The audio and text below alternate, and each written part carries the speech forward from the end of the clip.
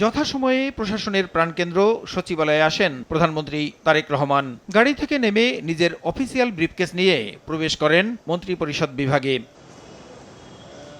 বৃহস্পতিবার সকাল 9:30টায় প্রধানমন্ত্রীর সভাপতিত্বে আনুষ্ঠানিকভাবে মন্ত্রিসভার প্রথম বৈঠক অনুষ্ঠিত হয়। এতে সব মন্ত্রী, প্রতিমন্ত্রী ও সচিব অংশ নেন। বৈঠক শেষে বেসামরিক বিমান পরিবহন ও পর্যটন প্রতিমন্ত্রী জানান, কৃষি ঋণ মওকুফ সংক্রান্ত প্রস্তাবনার অনুমোদন দিয়েছে মন্ত্রিসভা।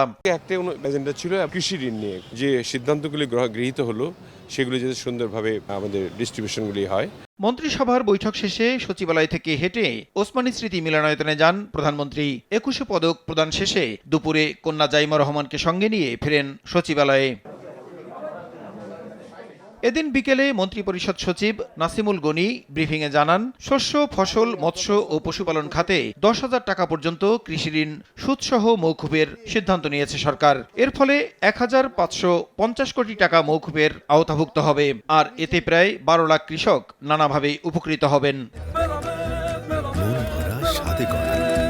New Zealand dairy, excellence in quality. সরকার তার নির্বাচনী ইশতেহার অনুযায়ী শস্য, ফসল, মৎস্য ও পশুপালন খাতে 10,000 টাকা পর্যন্ত কৃষি ঋণ সুদ সহ মওকুফের সিদ্ধান্ত গ্রহণ করেছে।